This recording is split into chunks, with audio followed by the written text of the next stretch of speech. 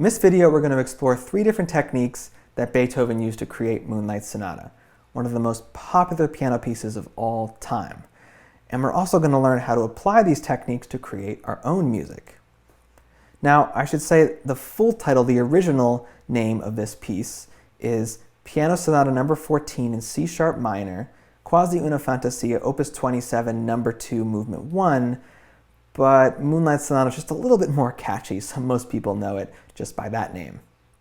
Okay, so let's explore these 3 techniques, starting with the left hands.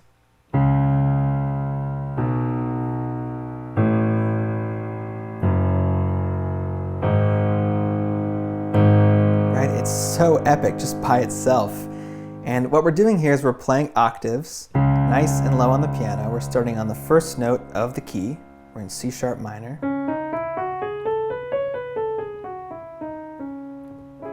Right, so these are our 7 notes in the key, and we're starting on the first one. We're walking right down. We're actually skipping the 5th note, then coming right back to it. This technique is called a walk down, and basically we're just walking down the key. And you might have heard it in popular songs, kind of like this one.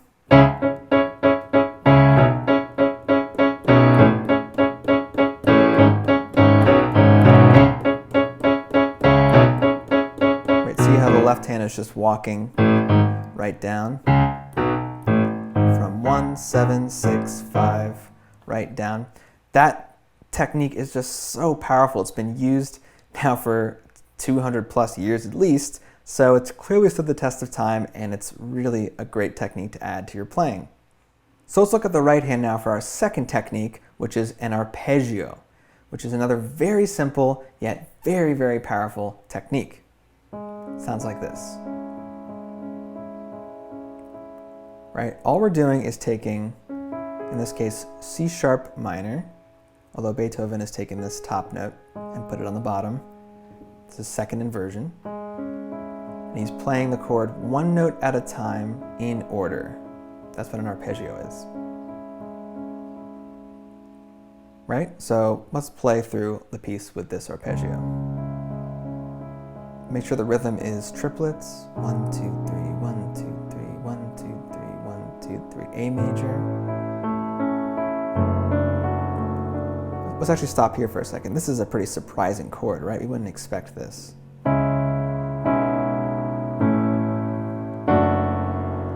Right?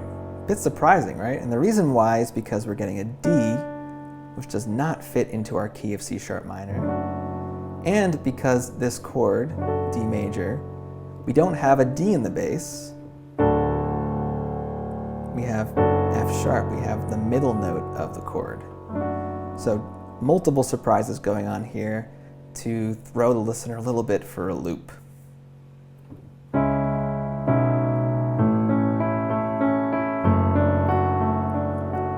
Now another thing to notice here is that moving from A major to D major, we're preserving this note. See the A in my right hand and the thumb there is not moving?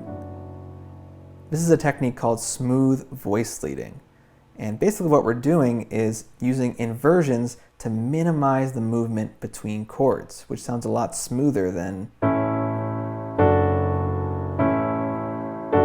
right, just jumping between root positions. It's a lot smoother to play like this. So that's what's going on there. Now I've simplified the chords up here just a little bit for the very final part of this phrase. In the original we get something like this. So we're actually getting a new chord every single beat. And what we're getting here is, this is a G# dominant chord, our 5 chord. This is our 1 chord, except we have a 5 in the bass, pedal tone it's called, so the tension is still there. We get a suspended chord, so instead of our usual 5 chord, we've suspended that middle note. And then finally to G#7.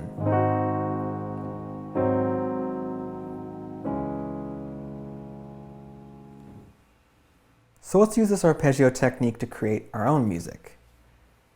So starting from our first chord, C sharp minor, we're going to play all of the inversions. So take the bottom note, move it to the top. Here's root position. Bottom note to the top, first inversion. Again, bottom note to the top, back to second inversion. Let me just do that all up the keyboard. On the way down, same thing. Top note to the bottom, top note to the bottom, all the way down the keyboard.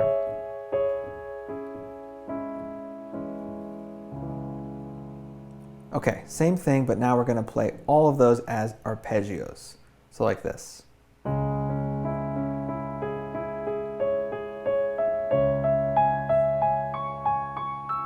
down.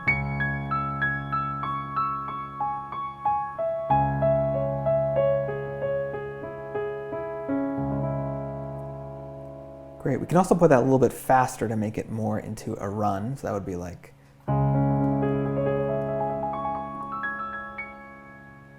right, really beautiful way to use arpeggios. Okay, so let's play the whole progression using arpeggios to connect all of the chords. So it might sound kind of like this. All of our different inversions to A major, D major, suspended. Now actually this last chord presents an interesting challenge because we have a 4-note chord and doesn't quite fit with our triplet rhythm, right? This gives us 16th notes. So you could play it like that, or you could take out one of the notes to keep with our triplet rhythm. So maybe because we already have G sharp in the bass, we can take that note out and just use these 3 notes. So that works really nicely, or maybe these 3 notes. Beautiful.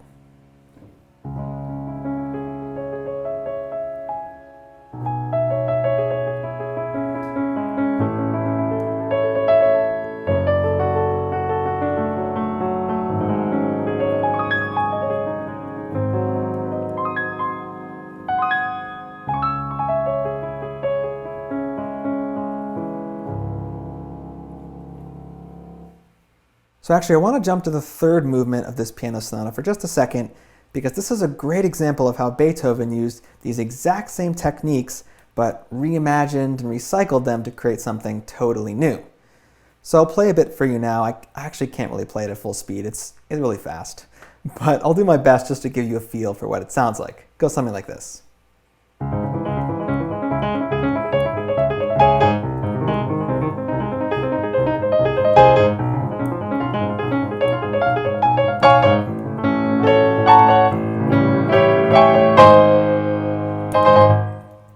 Something like that. So Beethoven's actually reusing a couple different techniques. In the left hand, we're getting this nice little setting part.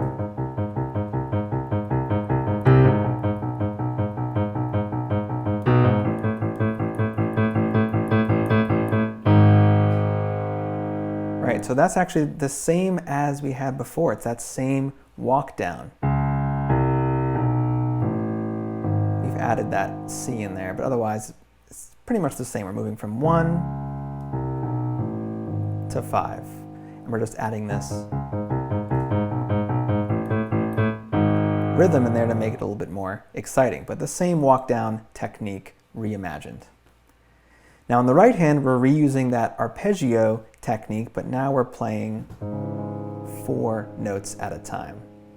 It's actually only 3 different notes. Right, here's our chord from the first section. We're reusing that same chord, but we're doubling the bottom note. Right, so it's 3 different notes, but we've doubled one of them. So we can move that up. Notice how the bottom and top are doubled, but the 3 notes are always the same.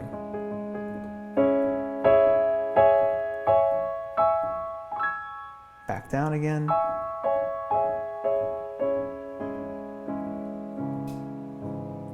Now if we arpeggiate that, we've reimagined this technique from the first movement. Back down again.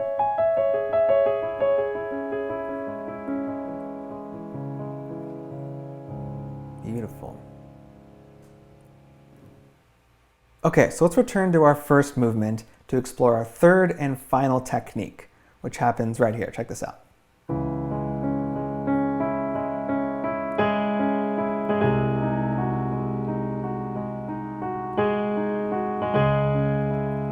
So what's happening here? We're doing exactly this same arpeggio, right? Exactly the same thing as before.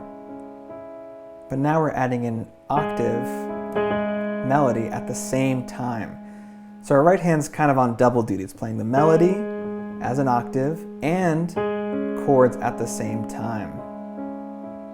So this is a pretty powerful technique. Now to practice this, we're going to do something really similar to what we were doing just a moment ago with that third movement, right? We were playing this chord shape, right, with a doubled octave. But we were playing that as in our full arpeggio.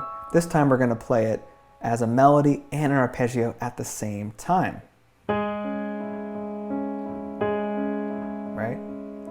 Now let's move it up to root position. First inversion.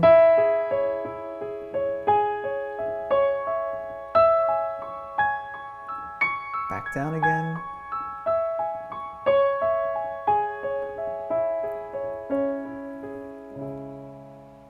Beautiful, right? So let's see what we can create with this.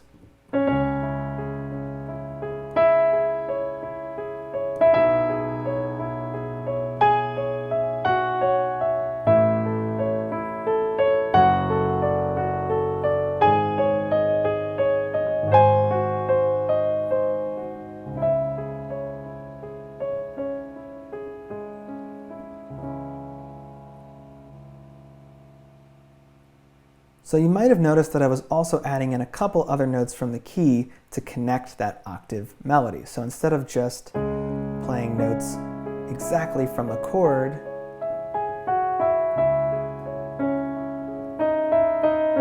we can connect it with notes from the key. That way we can get something more like this.